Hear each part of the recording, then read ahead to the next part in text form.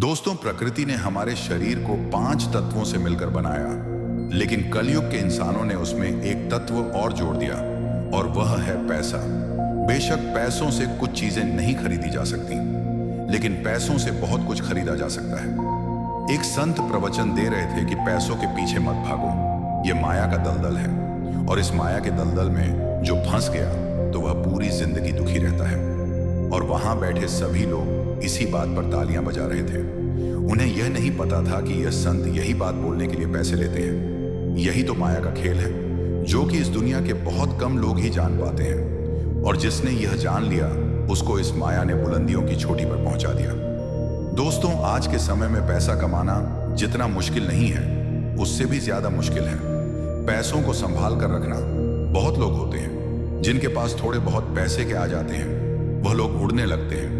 वह लोग पैसों का नियम नहीं जानते हैं। आपने ध्यान दिया होगा कि सरस्वती की तस्वीर हमेशा बैठी हुई होती है और लक्ष्मी की तस्वीर खड़ी रहती है। सरस्वती यह कहती है कि मैं जल्दी आऊंगी नहीं, और यदि मैं आ गई तो मैं वापस जाऊंगी नहीं, क्योंकि ज्ञान इतनी आसानी से अर्जित नहीं कर सकते। और यदि हमने एक बार किसी ज्ञान को अर्जित कर लिया तो वह ज्ञान हमसे कोई भी नहीं छीन सकता। लेकिन लक्ष्मी का यह नियम होता है कि वह जल्दी आ भी जाती है तो जल्दी चली भी जाती है।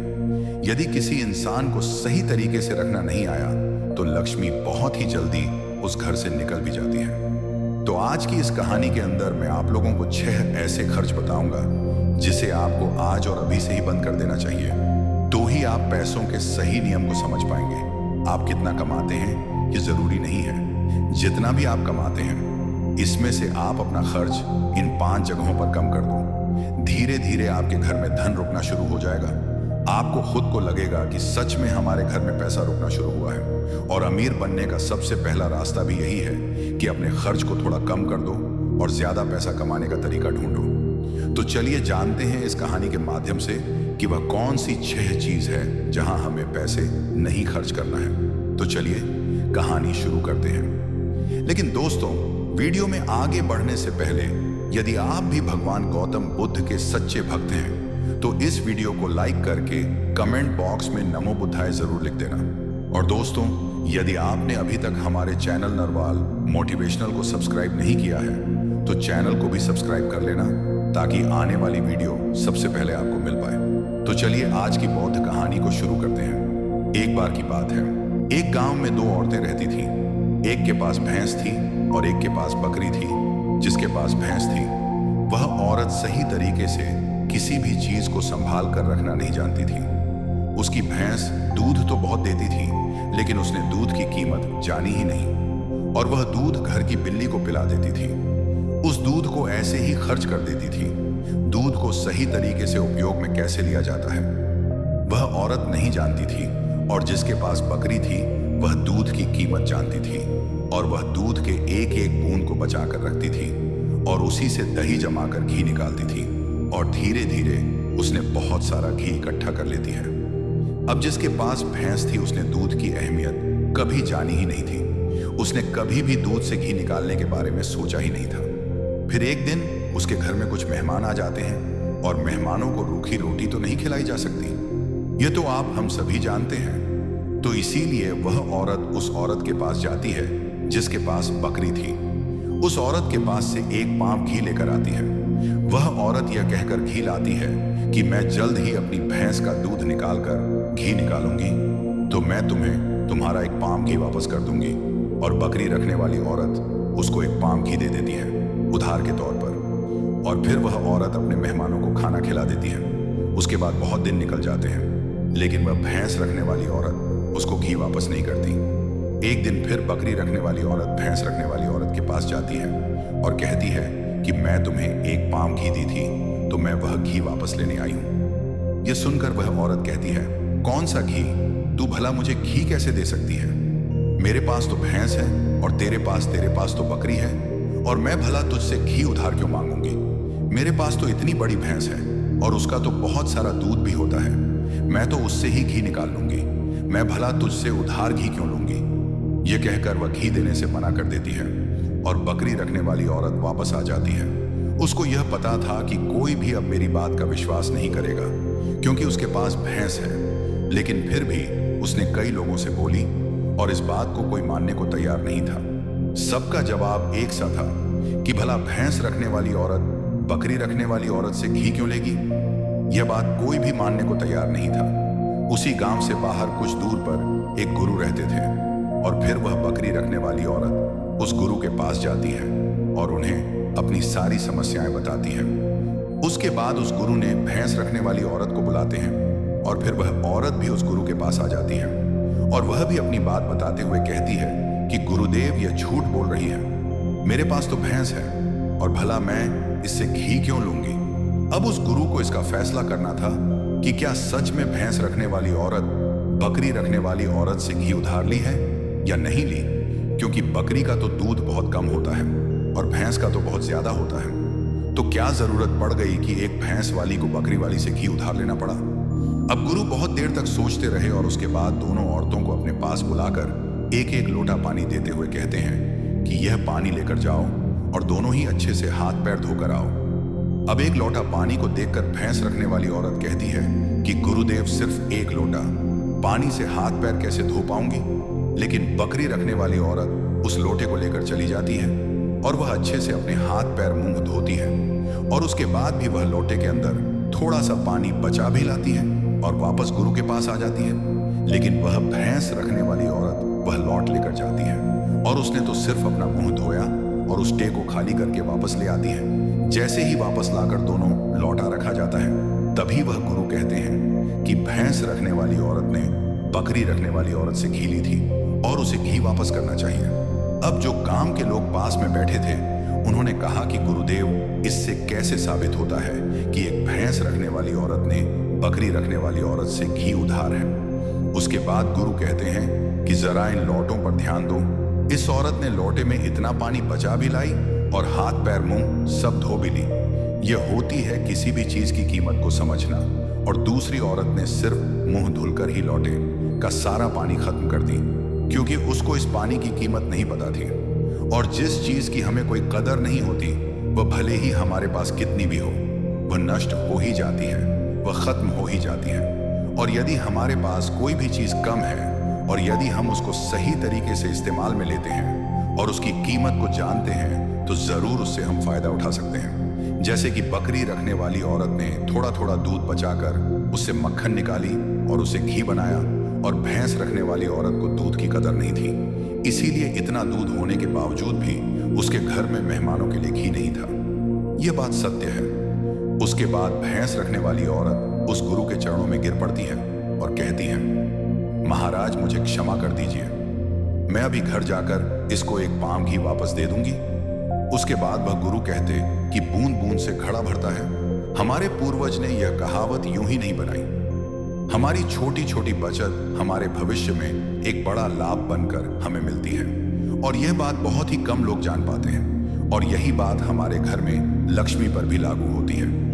यदि हम लक्ष्मी को थोड़ा थोड़ा करके बचाएंगे तो वही लक्ष्मी हमें भविष्य में एक बड़ा लाभ बनकर मिलेगी। दोस्तों, कहानी तो आपको समझ में आ गई होगी। तो आइए अब जानते हैं वह 6 खर्चों के बारे में जो हमें आज से ही बंद कर देनी चाहिए। सबसे पहला खर्च है दिखावे का खर्च। आपके पड़ोस में किसी ने बड़ी कार ले ली तो अब आपके मन में जलन होने लगी है कि मुझे भी जल्द ही कार लेनी है, और यही दिखावे का खर्च आपको पूरी बना के रखता है। दोस्तों, हम में से ऐसे बहुत से लोग होते हैं जो सिर्फ दिखावे के चक्कर में ही बहुत सा ऐसा सामान उठा लाते हैं जिससे कि दूसरों के सामने सिर्फ अपना रुतबा बढ़ाने के लिए गाड़ी ले लेना, महंगे जेवर ले लेना, महंगे मोबाइल ले लेना या फिर कोई ऐसी महंगी चीज खरीद लेना जिसकी हमें हमारी जिंदगी में कोई जरूरत भी नहीं होती।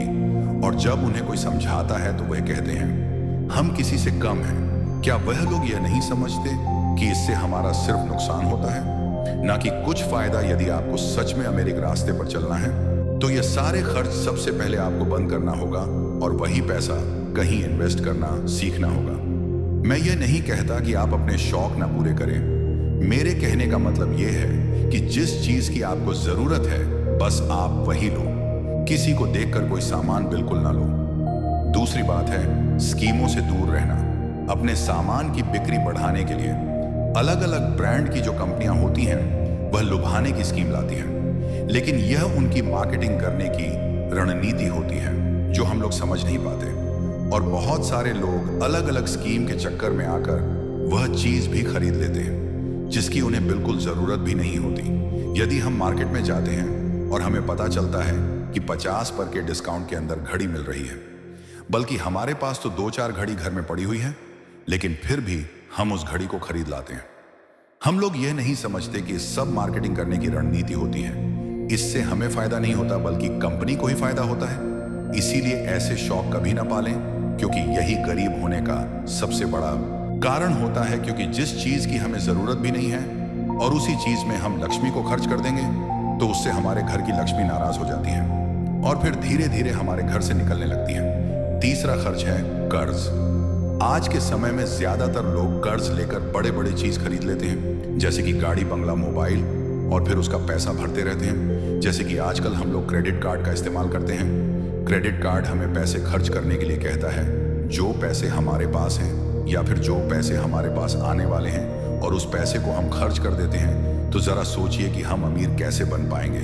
जो पैसे हमारे पास आए ही नहीं, उस पैसे को भी हम खर्च कर देते हैं और हम अमीर बनने के बारे में सोचते हैं। अमीर बनने की वीडियो देखते हैं, लेकिन उन बातों का पालन पूर्ण नहीं करते।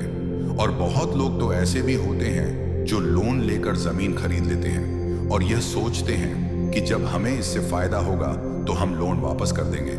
लेकिन वह लोग यह नहीं समझते कि जितना हमें इसमें फायदा होगा उससे ज्यादा तो हमें लोन का ब्याज भरना पड़ जाएगा। तो दोस्तों, ऐसे काम कभी नहीं करना। कर्ज लेकर कोई भी चीज ना खरीदें। चौथी और सबसे बड़ी बात यह है कि आप अपने पैसों को कैश में रखकर ही खर्च करें। कभी भी मोबाइल फोन के किसी भी ऐप का उपयोग करके पैसे खर्च ना करें। आपको शायद पता नहीं होगा कि आप कोई भी सामान खरीदते हो और फिर फोन से पेमेंट करते हो तो आपको आपके पैसे खर्च करने का ज्यादा तकलीफ नहीं होता, क्योंकि वह पैसा आपके जेब से नहीं जाता। लेकिन वहीं पर यदि आप अपने जेब से निकाल कर पैसे खर्च करते हैं तो आपको थोड़ा सा महसूस तो होगा कि यार पैसे खर्च हो रहे हैं। अगर आपको यकीन ना हो तो आप ऐसा करके देख लेना, मार्केट जाना और फिर किसी भी सामान का पैसा अपने फोन से पे करना, जिससे आपको ज्यादा महसूस नहीं होगा कि आपका पैसा खर्च हो रहा है। लेकिन जिस दिन आप अपने मोबाइल से पैसे निकाल कर दोगे तो उस दिन आपको जरूर लगेगा कि यार जेब से पैसा जा रहा है, मेरा पैसा खर्च हो रहा है, ज्यादा पैसा खर्च हो रहा। पांचवी बात जो आपको ध्यान में रखनी है, अपनी भावनाओं पर काबू रखना। अगर आपको कोई चीज पसंद आ रही है और आप उसे खरीदना चाहते हैं तो पहले यह देख लें कि वाकई क्या इस चीज की आपको सच में जरूरत है या नहीं, क्योंकि बहुत से लोग कोई चीज पसंद आने पर उसे तुरंत खरीद लेते हैं। कई बार तो ऐसा भी होता है कि कोई स्कीम वाले आते हैं जो हमें लुभाने वाली चीज लेकर आते हैं और हमें वह चीज पसंद आ जाती है और हम उसे तुरंत खरीद लेते हैं। हमें ऐसी चीज लेने से बचना चाहिए। हमें ऐसी चीज नहीं लेनी चाहिए, बल्कि हमें सिर्फ ऐसी चीज ही लेनी चाहिए जिसकी हमें जरूरत है। छठी और आखिरी बात यह है कि कभी भी कोई शौक ना पाले। आपको शायद इस बात का पता होगा कि हमारी दुनिया में महंगाई का सबसे बड़ा कारण है शौक। आज के समय में नॉर्मली 10,000 का फोन आ रहा है और वहीं पर 2 लाख का भी फोन आ रहा है। दोनों में फर्क इतना है कि किसी को 1 लाख का फोन रखने का शौक है तो वहीं किसी को 2 लाख का रखने का शौक है। हाँ, वहां पर आदमी की अमीरी भी दर्शाती है, क्योंकि अमीर आदमी बड़ा फोन रखेगा तो लगेगा कि वह अमीर है। तो यह शौक ही तो शौक है, तभी तो उसने महंगा फोन रखा। इसीलिए सबसे बड़ी महंगाई का कारण होता है शौक, और किसी चीज की महंगाई नहीं है। और इसीलिए लोग समय समय पर शौक वाली चीजें बनाते रहते हैं। अच्छी अच्छी चीजें बनाकर हमें लुभाने के लिए लेकर आते रहते हैं, ताकि हमें वह चीज पसंद आ जाए और हम उसे तुरंत खरीद लें, क्योंकि उन्हें पता है कि ना ही लोग अपना शौक खत्म करेंगे और ना ही उनका मार्केटिंग बंद होगा। तो इसीलिए अपने शौक पर काबू रखें, जितना हो सके कम शौक करें, क्योंकि शौक करने से हमारी जिंदगी नहीं चलेगी, बल्कि मेहनत करने से और पैसे को अपने पास सेव करने से ही जिंदगी चलेगी। क्योंकि आज के समय में पैसा ही सब कुछ है। भले आज के समय में हमसे लोग कितना भी ये बात कहते हो कि पैसा ही सब कुछ नहीं होता, लेकिन यदि उनकी जिंदगी में सही तरीके से ध्यान रखकर देखा जाए तो उनके लिए पैसा ही सब कुछ होता है। वह पैसों के लिए ही इधर उधर भाग रहे हैं और हमें कहते हैं कि पैसों के पीछे मत भागो। तो दोस्तों, इस वीडियो में कुछ फजूल खर्च बताने की कोशिश की है हमने, ताकि उन खर्चों को आपको कंट्रोल करना चाहिए, ताकि आपके पास पैसा और जरूरत के समय वह पैसा आपके काम आ सके।